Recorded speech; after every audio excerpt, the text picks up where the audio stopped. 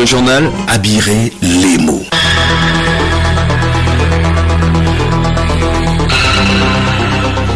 Nous émettons en direct du studio Rose de Radio Lomé. Mesdames, Messieurs, bonjour et bienvenue dans cette édition dont voici l'ossature. C'est la rentrée au Sénat. La deuxième session ordinaire de l'année 2025 s'est ouverte hier. Une session consacrée à l'examen du projet de loi de finances pour la gestion de l'année 2026. En Côte d'Ivoire, à l'approche de la présidentielle du 25 octobre, le Conseil national de sécurité hausse le ton sur toute manifestation contre l'exclusion de candidats de l'opposition. Rendez-vous culture sur la platine de Didier Kilim ce vendredi, une étoile montante du rap togolais, son nom mardi MBHZ. Et puis sport football, les éperviers dames défient ce mois le Burkina Faso dans une double confrontation. C'est pour les éliminatoires de la CAN féminine 2026.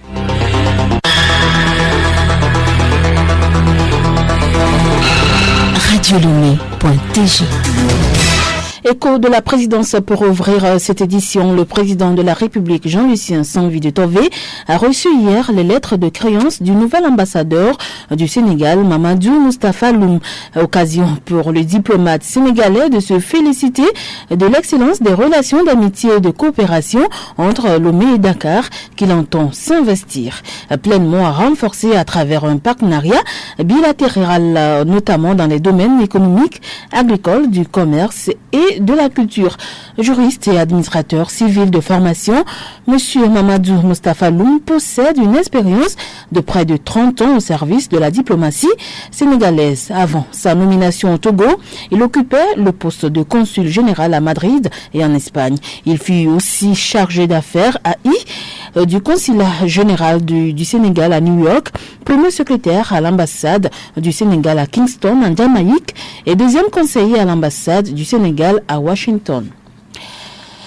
Ouverture hier de la deuxième session ordinaire de l'année 2025 au Sénat, c'est conformément à l'article 12 alinéa 2 de la Constitution. La séance d'ouverture a été présidée par le président de l'institution, Barry Moussa Baké.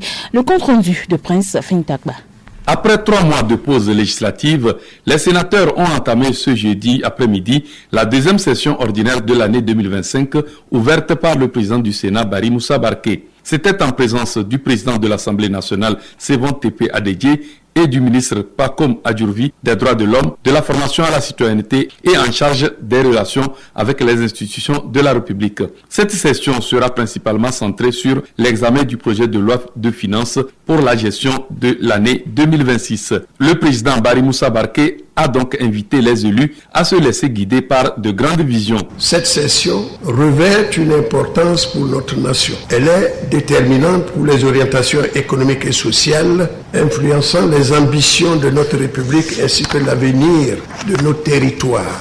Nous devons nous laisser guider par la vision d'un Togo en paix, une nation moderne avec une croissance économique inclusive et durable, fondement de la doctrine de son Excellence, M. Faure Essebsi Gnassingbé, président du Conseil. Le président du Sénat a rappelé aux sénateurs la nécessité de faire des choix éclairés vers le progrès. Le Togo, c'est nous tous, chaque citoyen, partageant ensemble un héritage commun. Rassemblons donc nos forces pour une action collective indispensable à notre modernisation et à notre développement durable. Trouvons la sagesse nécessaire pour consolider la confiance mutuelle et raviver l'esprit de cohésion, de paix et de solidarité qui doivent nous guider à bâtir le Togo que nous voulons pour nous, pour nos enfants et nos petits-enfants. Au cours de cette deuxième session, les sénateurs auront également à examiner et enrichir d'autres projets de loi importants pour qu'ils répondent mieux aux attentes des citoyens. Attention à ce que vous publiez sur les réseaux sociaux face à la prolifération des publications des contenus illicites sur Facebook, YouTube, WhatsApp, Instagram, TikTok, Snapchat, Twitter et autres. Le procureur de la République près le tribunal de grande instance de Lomé, Mawama Talaka, a lancé ce vendredi un avertissement à l'endroit des utilisateurs. Dans une déclaration, il a rappelé les risques que les auteurs courent en se livrant à cette pratique. Cet avertissement concerne aussi ceux qui commentent, relaient les contenus illicites des publications sur les réseaux sociaux. Écoutons le procureur de la République, Mawama Talaka. Désormais, quiconque produira, reproduira, publiera, en fait partagera des contenus qui sortent du cadre légal en vigueur sera l'objet de poursuites sans compromis et sans complaisance. Parce que désormais le ministère public s'assigne à faire. Il en serait de même pour quiconque publiera un commentaire, un commentaire validant une publication illicite. Lorsque vous tombez sur une publication qui heurte ostensiblement, qui sort du cadre légal, et lorsqu'on y apporte un commentaire validant cette publication, on ne va pas être à l'abri des poursuites. La complicité par approbation expose également à des poursuites. Des propos recueillis par Angèle Ntondi avec les moyens techniques de Clovis Montli. La CENI fait le bilan des processus électoraux 2024-2025 au Togo. L'institution a présenté mercredi les rapports généraux au ministre de l'administration territoriale, de la décentralisation et de la chefferie coutumière Awati Rodabalo. Les rapports ont été dressés par la Commission électorale nationale indépendante.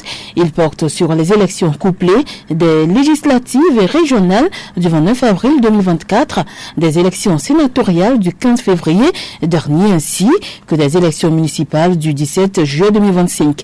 C'est le président de la CENI, Dago Yabré, qui a remis ces rapports au ministre en charge de la décentralisation.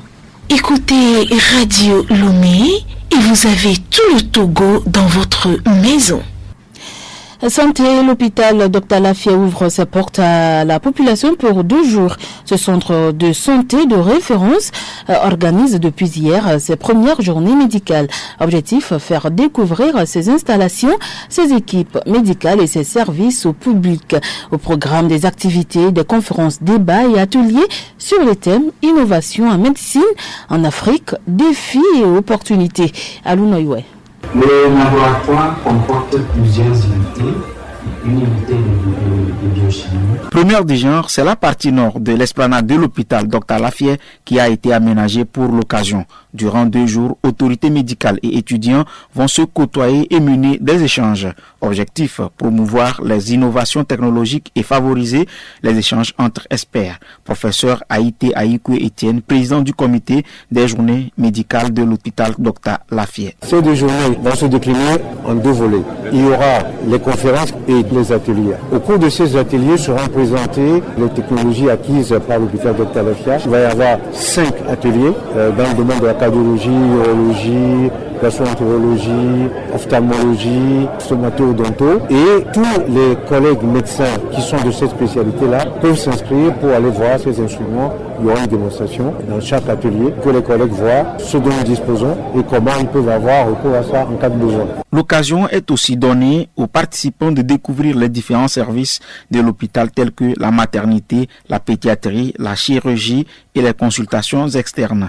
Médecin colonel Akata Eyovey, directeur général de l'hôpital Dr Lafie. Ça fait 2 ans et demi bientôt que nous avons ouvert nos portes et qu'à un moment on s'est dit qu'il fallait s'ouvrir mieux à la population parce que les gens ils entendent l'hôpital Dr Lafie mais ils ne connaissent pas. C'était l'occasion quand même de faire le point un peu sur nos équipements, s'ouvrir un peu sur l'extérieur, permettre à ceux qui n'avaient pas trouvé une opportunité de venir au cours de ces premières journées. Selon le ministre en charge de la santé, professeur Tiendare, qui a présidé la cérémonie d'ouverture, ces journées médicales sont une aubaine pour débattre et améliorer les performances médicales. Les premières journées scientifiques de l'hôpital de référence Dr Lafie sont une véritable aubaine pour jeter sur le continent les jalons d'une médecine débarrassée de son état de complexité et qui tutoie l'excellence et la performance internationale. Ces journées sont aussi une promesse, celle de faire de cette première édition un rendez-vous annuel, incontournable, qui marque le début d'une tradition où l'hôpital de référence Dr Lafie se positionne comme un pôle d'excellence, non seulement en soins, mais aussi en savoir. Les équipes médicales sont présentes pour répondre aux questions et fournir des informations sur les soins de santé. Le journal Habiré les mots. Il est 12h passé de 40 minutes. Vous êtes à l'écoute de la mer des radios. L'heure de l'édition de 12h30. L'actualité hors de nos frontières en Côte d'Ivoire. L'attention monte à l'approche de la présidentielle du 25 octobre. Le Conseil national de sécurité a annoncé ce jeudi l'interdiction de toute manifestation contre l'exclusion de candidats de l'opposition. La décision fait suite à la publication de la liste définitive des candidats par le Conseil constitutionnel sans recours possible. Et justement à propos de la Côte d'Ivoire, le pays est le premier producteur mondial de cacao à avoir appliqué une augmentation sur les prix du cacao. Pour la campagne 2025-2026, c'est au tour du Ghana, deuxième producteur mondial, d'appliquer une augmentation sur les prix de ce produit. Le cacao ghanéen se négociera à 3,92 € le kilo, soit 30 centimes de moins qu'en Côte d'Ivoire, qui a annoncé rémunérer le 1er octobre ses producteurs 4,26 € le kilo.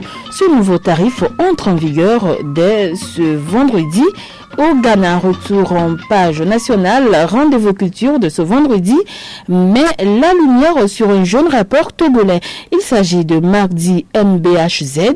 En seulement quelques années, il a su s'imposer dans ce style à travers son flow et ses punchlines avec une originalité kabylie. Volonté, vous allez l'entendre donc tout à l'heure dans le répertoire de Didier Kilim.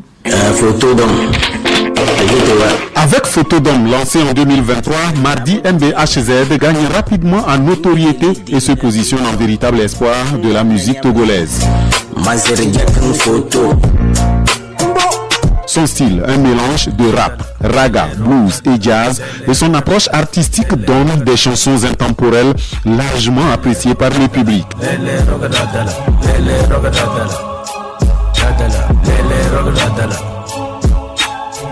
Avec son style unique et ses textes percutants, il a su s'imposer dans le milieu du rap et continue de gagner des fans grâce à ses performances et ses morceaux. Parmi les plus célèbres de sa riche discographie, on peut citer Maman.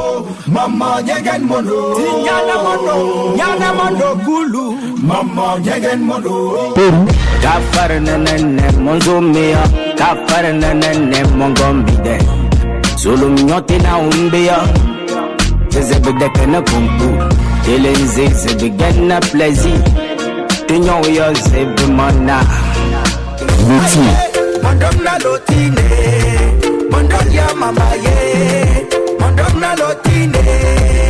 Ou encore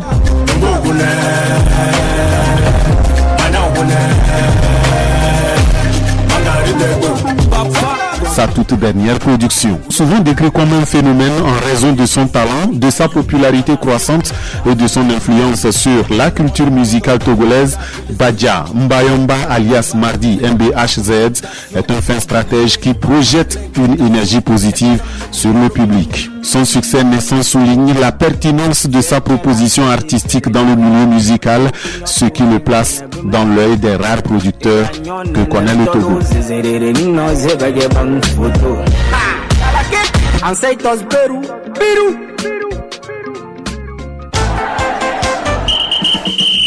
Un dernier virage de cette édition sport football éliminatoire CAN féminine 2026. Les éperviers dames sont à 2 matchs de l'édition 2026. Elles jouent une double confrontation face au Burkina Faso dans ce mois d'octobre.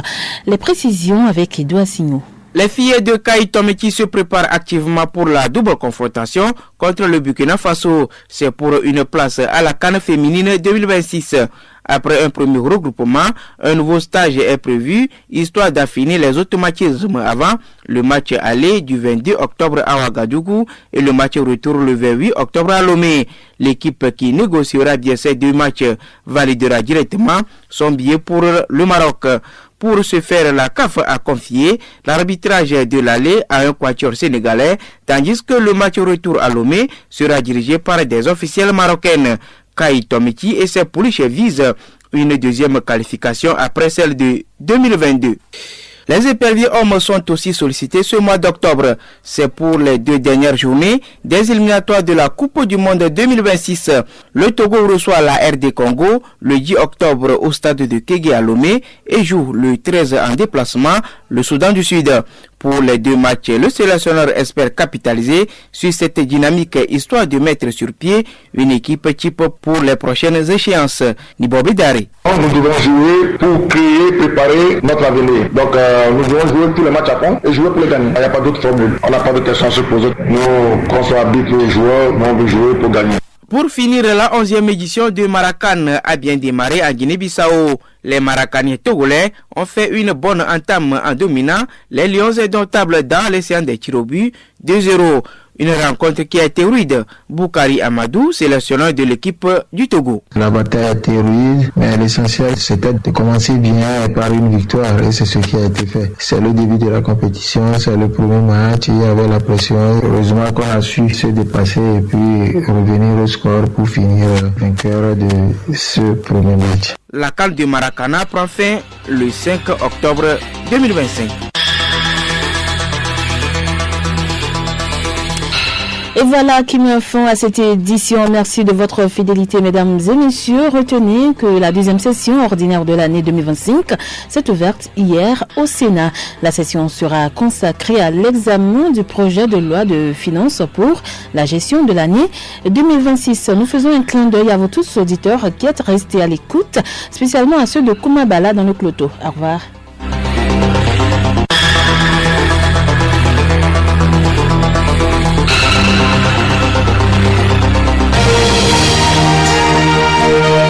Radio Lomé, boîte postale 434, email radiolomé@radiolomé.tg. radiolomé.tg